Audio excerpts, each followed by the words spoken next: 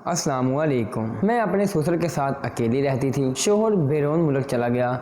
मेरी उम्र 20 साल थी जब मेरी शादी हुई, लेकिन देखने में 25 साल की एक जवान औरत लगती थी। मैं काफी दिनों से महसूस कर रही थी, जब मैं सोकर उठती तो ससुर बहाने बहाने से मेरे बिस्तर पर हाथ लगाकर बोलता, बहू तुम्हें तो बहुत पसीना आता है, देखो कैसे बिस्तर गीला हो गया है। ससुर के मुंह से इस तरह की बात सुनकर मैं शर्मिंदा हो जाती। एक दिन बिस्तर पर लेटते हुए मुझे ऐसा महसूस हुआ जैसे कोई मेरे चेहरे पर हाथ फेर रहा हो। जब आंख खुलकर देखा तो ससुर मेरे मुंह पर हाथ रख के बोला, अगर मेरे बेटे से ज्यादा। मेरी उम्र 20 साल थी।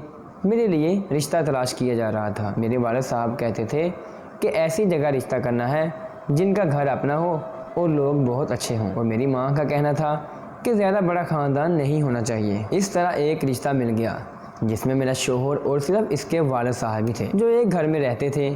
घर इनका अपना था और मेरा शोहर अकलौता भाई था। रिश्ता देखने के लिए लड़के का बाप ही आया था। इसने कहा कि हमारे ख़ानदान में और कोई नहीं है, कुछ लोग हैं लेकिन वो हमारी खुशियों से खुश नहीं होते। मेरी माँ बाप को कोई मसला नहीं था, क्योंकि इनके ख़ानदान में भी इसी तरह का माहौल था। इसलिए हमने कहा कि हम आपकी बात समझ सकते हैं और मेरा रिश्ता तय कर दिया। लेकिन लड़का अभी तक हमारे घर नहीं आया था। हमारे घर का माहौल इस तरह का नहीं था कि जैसा अक्सर घरों में होता है। मेरी माँ का कहना था कि शादी से पहले लड़के और लड़की की आपस में एक छोटी सी मुलाकात करवा दी जाए तो कोई बड़ी बात नहीं, आखिर को इनको अपनी ज़िंदगी गुजारनी है। मेरे बाबा ने भी कहा कि ऐसे करेंगे, क्योंकि हमारी शादी की बात पक्की हो चुकी थी, लेकिन लड़का हमारे घर नहीं आ रहा था। एक दिन तो मेरे होने वाले ससुर ने कहा कि मैं अपने बेटे अहमद को लेकर आ रहा हूँ। हम लोगों ने भी घर साफ कर लिया। मैं थोड़ा बहुत तैयार हो गई और दिल में सोचने लगी, जिस इंसान के साथ मैंने अपनी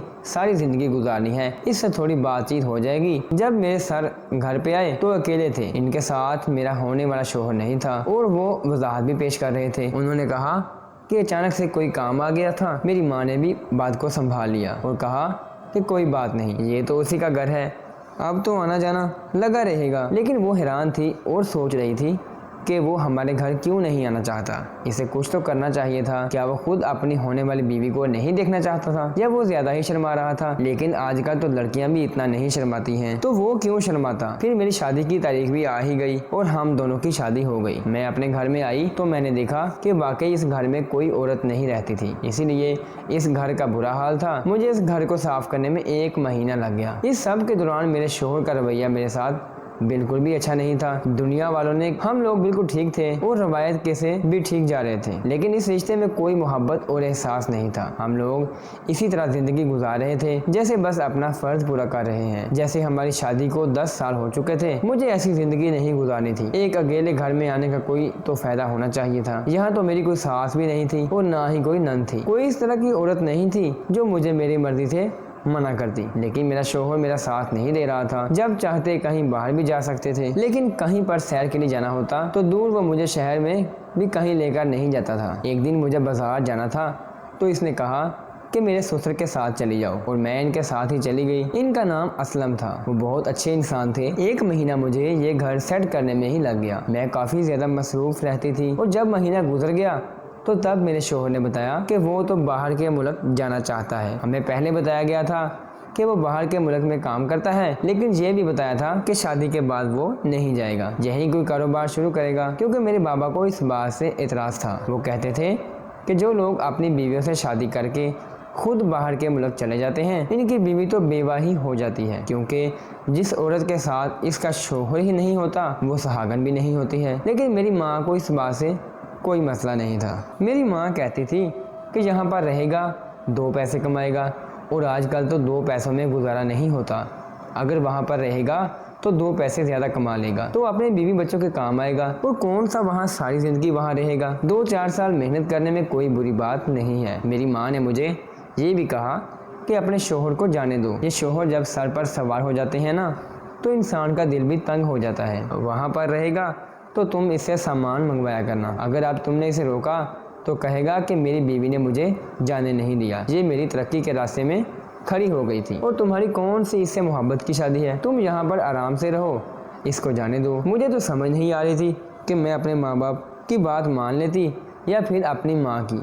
लेकिन असल बात तो ये है कि मेरे शोहर ने तो अपनी मर्जी करनी थी, इसने मेरी एक भी बात ना सुनी और वो बाहर के मुल्क में चला गया। मैंने इसे कहा कि वो कब वापस आएगा, तो इसने कहा कि ये भी नहीं पता, वहाँ जाकर पता चलेगा, और जब पता चलेगा तो सबसे पहले मैं तुम्हें बताऊंगा। अपने दिल की बात करती तो मुझे भी ये सब कुछ ठीक नहीं लग रहा था। अच्छा नहीं लग रहा था कि मेरा शोहर मुझे छोड़ के चला जाता है। इसने मुझे बताया ही नहीं कि उसे जाना है। इस बात पर मेरे बाबा ने इनसे कोई बात नहीं की।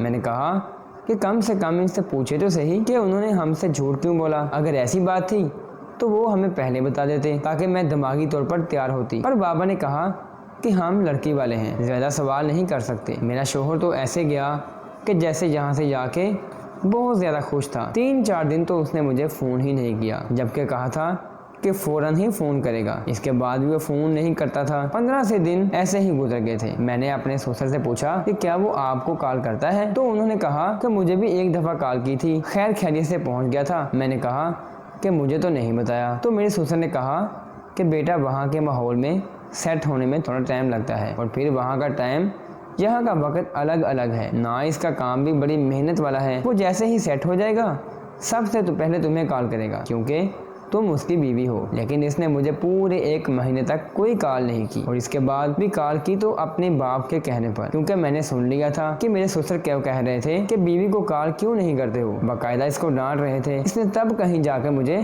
कॉल की, और वो भी ऐसे कि ज्यादा बात नहीं की, बस फर्ज पूरा करके कॉल बंद कर दी थी। मुझे कुछ गड़बड़ लग रही थी। मेरे शोहर को शायद मुझसे शादी करने में कोई दिलचस्पी नहीं थी, मुझे तो यही लग रहा था। इसके अलावा मैं क्या सोच सकती थी। शुरू दिन से ही इसका रवैया इसी किस्म का था। लेकिन मेरे ससुर का कहना था कि तुम ज्यादा ही सोच रही हो, ऐसी कोई बात नहीं है, सब कुछ ठीक हो जाएगा, इंसान जैसा सोचता है वैसा ही होता है। मेरे शोहर ने जाने के बाद जब पहली दफ़ा अपनी तनख्वाह भेजी तो हम सब हैरान रह गए। ये तो बहुत ज़्यादा पैसे थे, और इसने ये पैसे अपने बाप के लिए ही भेजे थे। मेरे ससुर बहुत ज़्यादा खुश हो गए। अभी तक तो वो जब भी फ़ोन पर मेरे शोहर से बात करते तो मेरे बारे में ज़रूर कहते थे कि अपनी बीवी को भी वक़्त दिया करो, लेकिन इस दफ़ा उन्होंने ऐसी कोई बात नहीं की, और बस अपने बेटे का शुक्रिया अदा करते रहे और इस पर फ़ख्र करते रहे, इसे दुआएं भी देते रहे। तुमने तो इस दफ़ा पहले से ज़्यादा पैसे भेजे हैं। मेरा शोहर बस अपने बाप को तो वो फ़ोन करता था, लेकिन मुझे अब अपने बाप के कहने पर भी फ़ोन नहीं करता था, और मेरे ससुर ने भी ज़्यादा कहना छोड़ दिया था। मैं खुद फ़ोन करती तो कहता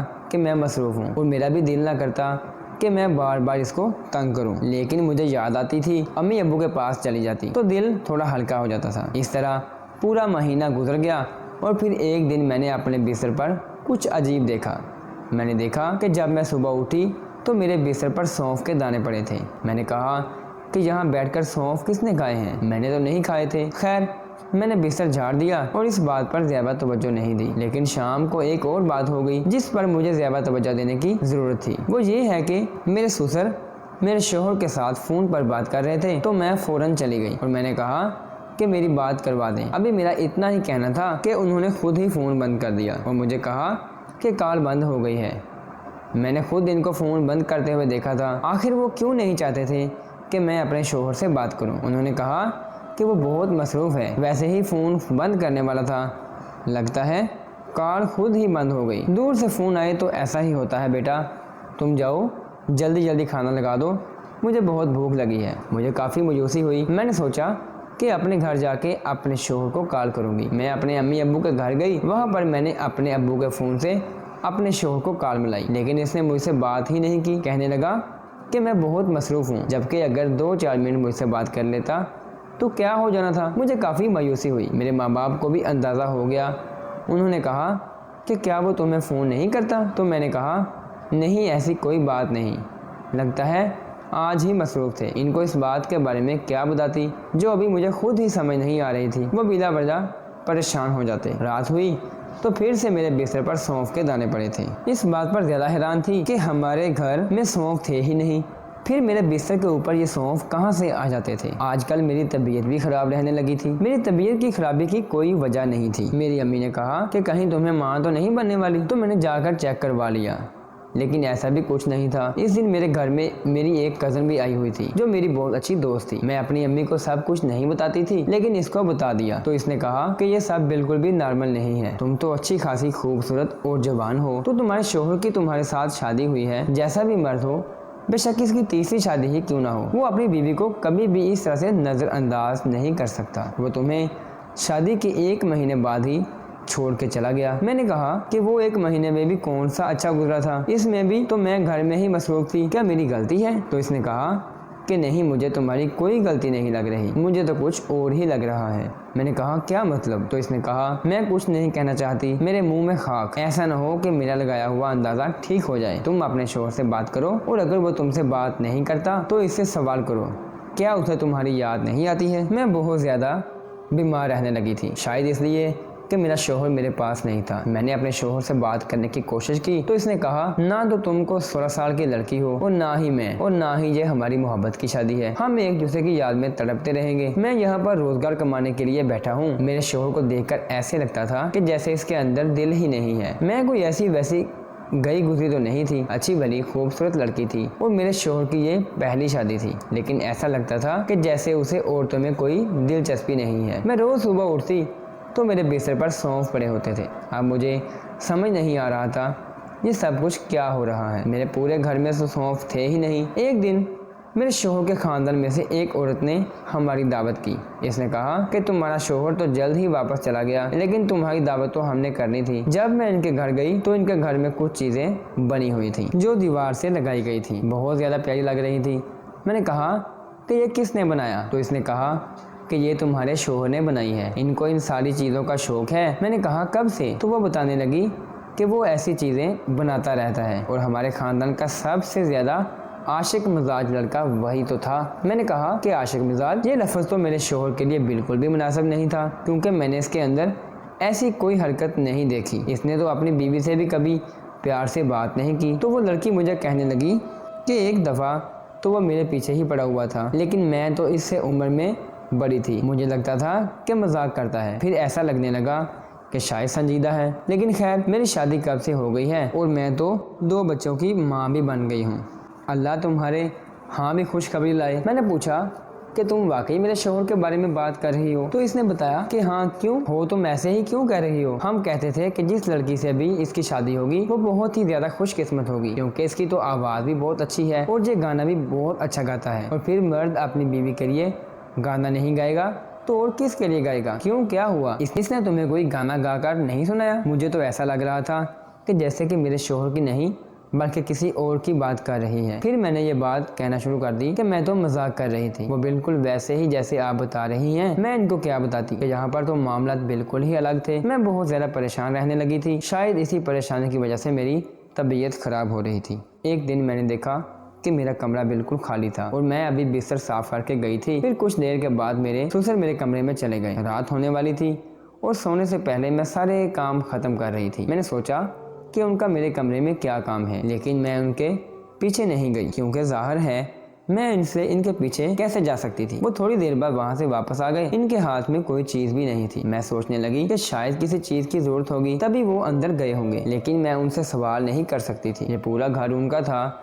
वो मेरा शोहर कौन सा मेरे साथ रहता था जो वो मेरे कमरे में आने से पहले दरवाजे पर दस्तक देते या फिर कुछ सोच समझकर कमरे में आते, क्योंकि मैं तो अकेली ही रहती थी। मैं जब कमरे में दाखिल हुई तो मेरे कदमों तले से जमीन निकल गई, क्योंकि मेरे बिस्तर के ऊपर फिर से सौंफ के दाने पड़े हुए थे। अब मुझे शक पड़ गया कि अभी थोड़ी देर पहले तो मैं इस बिस्तर को साफ करके गई थी और अब मेरे ससुर कमरे में आए हैं और इनके जाने के बाद ही ये दाने पड़े हुए हैं। मैंने वो दाने इकट्ठे कर लिए। ये देखने में तो आम सौंफ लग रहे थे। मैं इनको अपने पास रख लिया और सोचने लगी कि अगर ये हरकत मेरे ससुर की है तो इसके पीछे उनका क्या मकसद हो सकता है। मेरे शोहर के साथ मेरा ऐसा कोई रिश्ता नहीं था कि मैं इनसे ये सवाल करती और पूछती कि आप मेरे साथ ऐसा क्यों कर रहे हैं, लेकिन मेरे दिमाग में कुछ और ही चलने लगा था। पता नहीं मेरे अपने दिमाग में क्या चल रहा था। मैं हजारों तरह की बातें सोच रही थी। अब मेरे बिस्तर पर रोज ही सौंफ के दाने मिलते थे। मैं इन दानों को जमा कर लेती थी और एक डब्बे के अंदर डाल के रख देती थी। मेरी तबीयत काफी खराब रहने लगी थी, लेकिन अभी कुछ दिनों से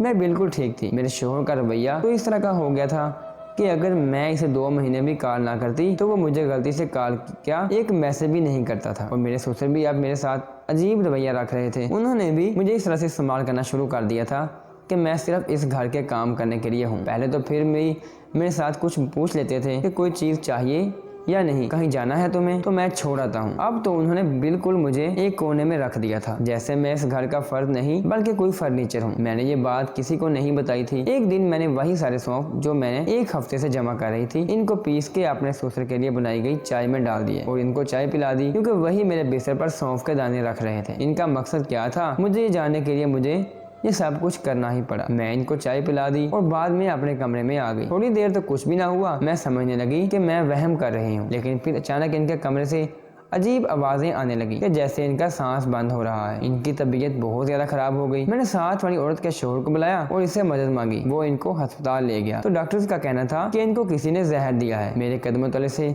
जमीन निकल गई। मेरा शोहर भी एक हफ्ते के अंदर ही वापस आ गया। मेरे ससुर की हालत पहले से बेहतर थी। सब लोग मुझसे सवाल कर रहे थे, लेकिन सवाल करना तो मेरा बनता था। मैंने अपने माँ बाप को भी सब कुछ बता दिया और अपने शोहर को कहा कि तुम्हारे बाप ने मेरे साथ ये सब कुछ किया। तब ये बात सामने आई कि मेरा शोहर भी मुझसे शादी नहीं करना चाहता था। वो किसी लड़की को पसंद करता था, लेकिन इसकी शादी हो गई थी। फिर वो बाहर के मुल्क चला गया, लेकिन वही लड़की इसको बाहर के मुल्क में मिल गई, जहाँ पर वो अकेली रहती थी। इसका शोहर मर चुका था। मेरे शोहर ने फौरन इससे शादी कर ली। इसको अपनी मोहब्बत मिल गई, लेकिन मेरी जिंदगी बर्बाद हो गई। इसलिए वो मेरे से जान छुड़वाना चाहता था और मेरे ससुर मुझ पर काला जादू कर रहे थे ताकि मैं बीमार रहे कर मर जाऊं। साथ मुझे जहर भी दे रहे थे। बाप बेटा दोनों ही बहुत ज्यादा खुदगर्ज थे। इनको सिर्फ अपनी जिंदगी से मतलब था। मुझे इस्तेमाल करते रहे ताकि मैं घर के काम करती रहूं और जब मेरी जरूरत ना रही तो मुझे जान से मारने की कोशिश की गई। मैं इन पर केस करवाया और अपने शोहर से तलाक ले ली और अपने घर वापस आ गई। मेरी जिंदगी बर्बाद हो गई। अगर आपको हमारी वीडियो अच्छी लगी हो तो आपने इसको लाइक करना है और आगे दोस्तों को शेयर भी करना है। और अगर अभी तक आपने हमारा चैनल सब्सक्राइब नहीं किया तो आपने इसको सब्सक्राइब करना है और बेल आइकन को दबा देना है। अल्लाह हाफिज़।